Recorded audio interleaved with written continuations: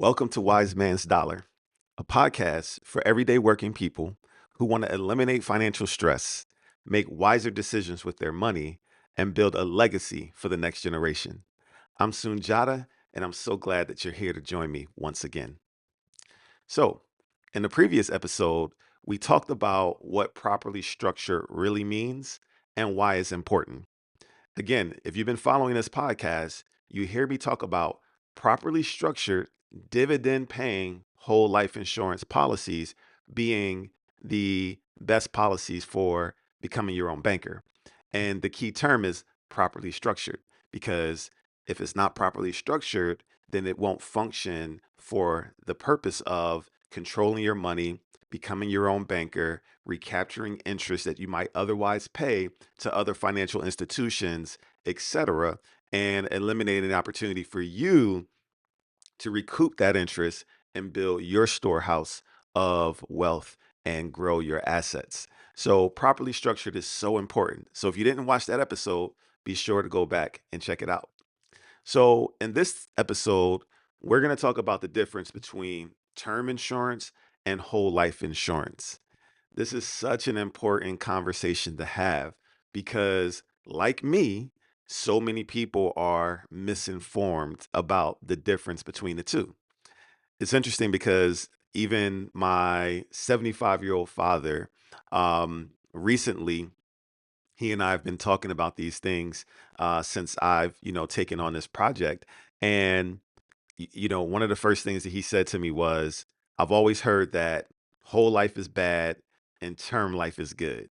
And he even went on to say that I heard that whole life doesn't pay out and term life does. Wow, because it's actually the opposite of that. So we'll we'll jump into that in a moment. But you know, the and most people think that, you're watching this and you've probably heard the same because a lot of the internet advice, a lot of the financial entertainers out there who talk about, just money stuff. Unfortunately, I really don't know why, but they're just down on whole life insurance and they're always talking about you should buy term and invest the rest. Have you heard that before?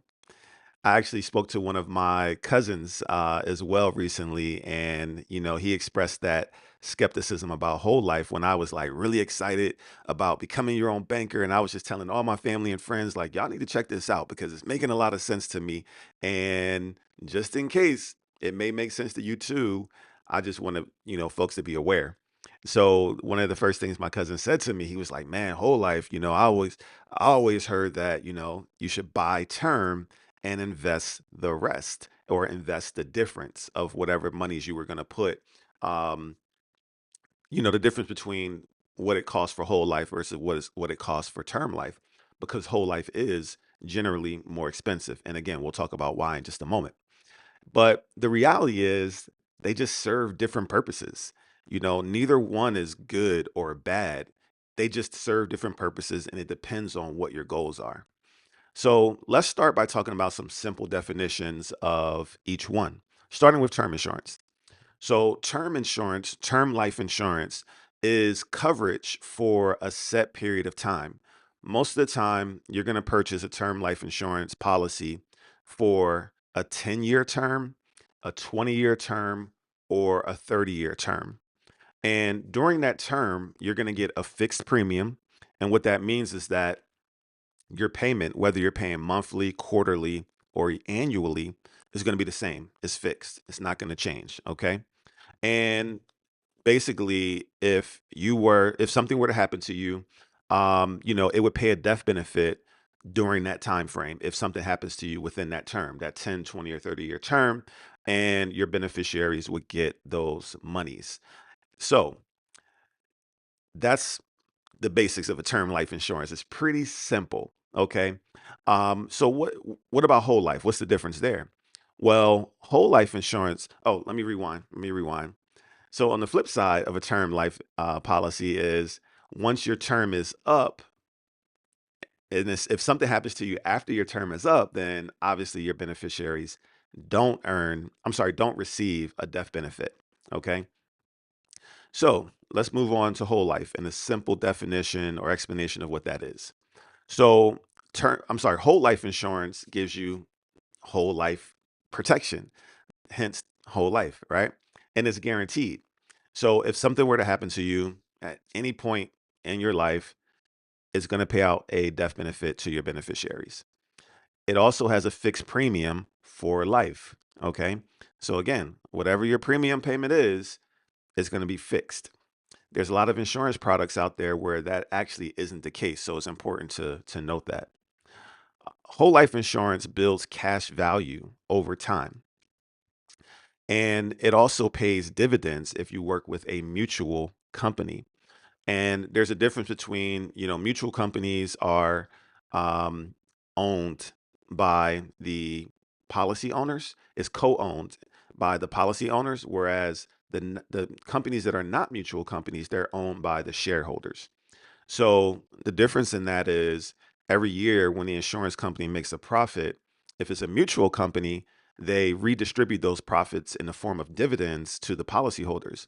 And if it's not a mutual company, they redistribute their profits in the form of, to their shareholders. So, and the last element for whole life is that there is a guaranteed growth component.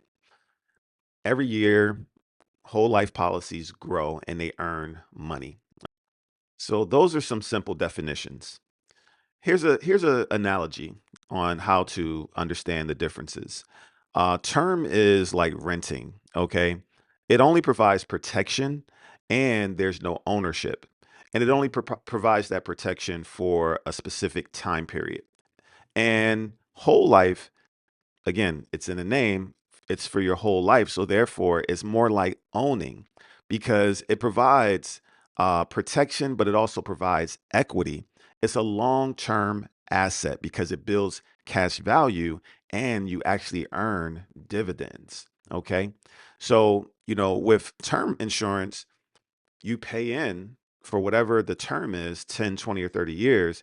And then at the end, it goes away and you have nothing to show for that money that you've put out over that time.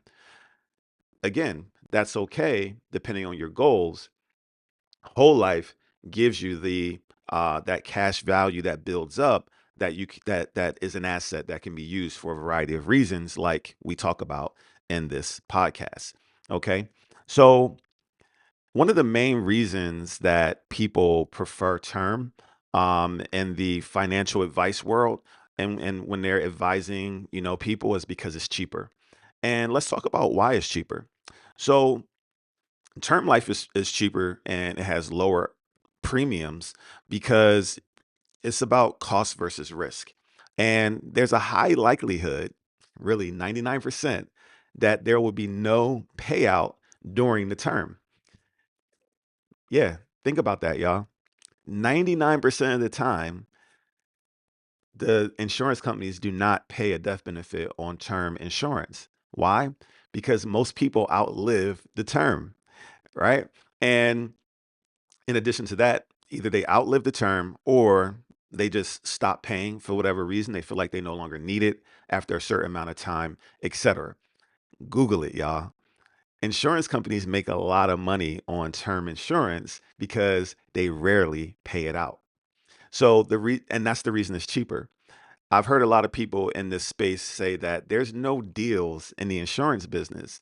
Insurance companies pay actuaries a lot of money to determine risk. And the reason why insurance companies, before they give you insurance, they do a health assessment and they determine how much you have to pay for your insurance based on your health, or they determine if you can even get insurance and not based on the results of your health exam, is because they're in the business of risk and they understand risk very well. And if you get a really really cheap term insurance policy, it's likely because you're going to outlive it. So just think about that. And also think about the idea that, a lot of times in the financial advice world, they talk about it like it's a deal, but really the price is based on probability. So it's not really a deal. So let's talk about what whole life actually does and clarify its value. So there's a guaranteed death benefit. And, the benefit of that is, that when you're paying your premium month in and month out, that the death benefit is going to be there for your beneficiaries, for your loved ones on the day that is needed and when it's needed most. And there's no guesswork. So that's just really important, and it provides if security, it provides security and stability and certainty that could be very important to you. The cash value growth is another, element of whole life insurance that is very beneficial, and that's what makes it an asset because it grows cash value month over month, year over year that you actually have access to, and it gives you a variety of options in terms of how you want to leverage that cash value to, you know, aid in your retirement, to aid in, helping with paying off debt, to aid in helping to, start businesses or run businesses, pay for equipment in your business, pay for home repairs, pay for buying homes and down payments on homes if you're a real estate investor, et cetera. There's so many different things that you could do with that cash value to grow your wealth, and just to, aid in your life and use it as an asset. Another benefit is that, or element is that it grows dividends over time. So it brings in the idea that I always talk about. One of the things that my grandfather taught me was that, there's two ways to make money. You work for it, and it works for you. So the fact that these policies actually pay dividends above and beyond what your premium that you're paying into it, you're actually earning above and beyond that month over month, year over year, guaranteed without risk because it's not tied to the stock market is huge, and it provides it's a huge value to whole life insurance. And there's no need for renewals. It's a lifetime contract. And again, that contract word is also extremely, extremely valuable because again, it's not like it can change. Banks change interest rates. Even if you have your money in a money market account or a high yield savings account, for example, that interest rate changes year over year or every few years, just depending on what's happening in the markets, right? That's not the case with whole life insurance. Once you sign that contract with the insurance company, it's guaranteed to give you those yields year over year over year. And ultimately, that's what makes it an asset, okay? And not an investment. It's an asset and not an investment. All right. So again, it's not just protection. When we talk about whole life, you get the protection, but you also get a place to store money where that money can work for you and where you can have control over your money if you choose to become your own banker. All right. And something that I've learned that I found really interesting that I had no clue about is that banks actually purchase life insurance. And you should Google it. And I'm actually going to read to you what I found when I Googled it right before this recording. And it says that banks purchase whole life insurance, often structured as bank owned life insurance, primarily to offset rising employee benefit costs using tax deferred cash value growth and tax free death benefits. It acts as a stable, high quality asset on their balance sheet that provides tax efficient income and acts as key person insurance. So the key person part is simply it's life insurance, so it has to be on a person, and typically they'll take it out on some high ranking, executive within the company. And these banks have been around for decades, and people, high ranking executives eventually pass away and they get that death benefit and they just keep it going the same way that wealthy families historically, a lot of families have leveraged whole life insurance as an asset to create generational wealth because this might be morbid, but it's a guarantee that we're all going to transition one day. And if we know that's a guarantee, and we know there's a guarantee with whole life insurance that that benefit is going to pay out, that is a way to create generational wealth and pass down assets continually from generation to generation. And historically, a lot of families have leveraged that as a wealth building tool. So again, Google that, y'all, because I found that really interesting about the banks and everything. And again, where's all the money stored in our country, in our world? Mostly in banks. So the whole mindset shift when we talk about becoming your own banker is thinking like the banks, right? And if you start thinking like the banks, y'all, what does that mean? That you'll have your own storehouse of assets and wealth. It's a beautiful thing once you understand these concepts and how all this works. At least it was for me. So let's talk about what most people get wrong in their understanding, especially me before I came into all these awarenesses, is in terms of talking about term insurance versus whole life insurance. So the first mistake is that a lot of people compare them as the same thing, but they're not the same thing. They are not interchangeable. They have completely different roles. Term life has its role and whole life has its role. The second mistake is only looking at the cost, thinking cheap versus expensive, and ignoring the long term value of whole life insurance. And lastly, mistake number three is ignoring the cash value element within whole life insurance and focusing only on the death benefit. By doing that, you're missing out on the asset function. And by doing that, you're missing out on basically having control over some money that you're actually paying towards your protection. Because with term, again, once that is once you pay that out month over month for that 10, 20, or 30-year term and that term ends, you don't recoup any of that. But with whole life, you get the death benefit and you get to build cash value. So ignoring that cash value is something that a lot of people miss. And unfortunately, I don't think that a lot of insurance professionals do a good enough job of explaining the two and the differences of the two, because I purchased term insurance about 15 years ago, and I think that if I was properly informed, I would have chosen whole life so that I could have built towards my future and thought more about my future self. But let's talk about when each one makes sense, because again, it just depends on your goals, right? So when does term life make sense? Term life makes sense when you need income protection. So it's designed so if you're thinking about replacing your income if something happens to you, so your family can maintain their lifestyle, cover bills, and meet financial obligations, that's one of the reasons why people choose term life insurance. Okay. Also, when you're thinking about temporary needs, like for a specific period of time while your children are young, or while you're paying off a mortgage.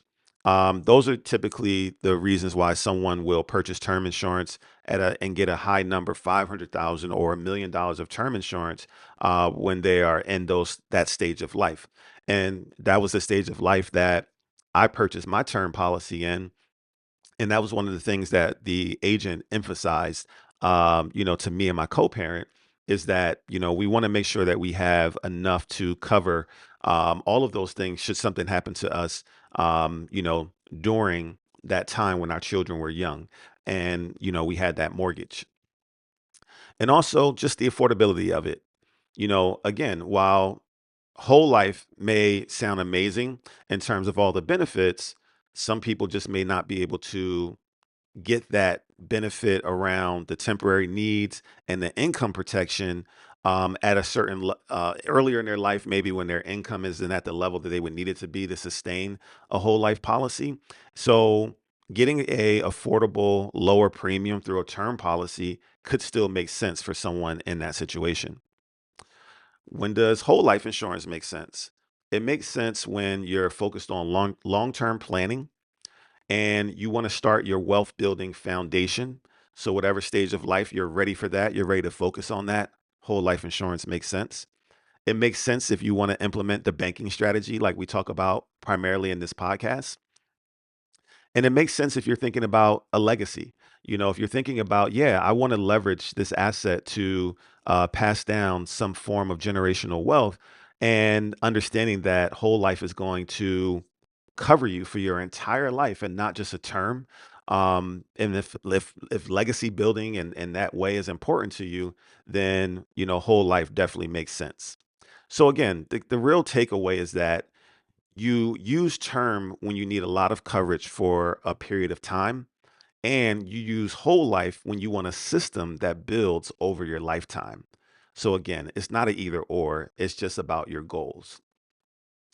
And each episode I like to have some type of tie-in to some of the lessons that my granddaddy taught.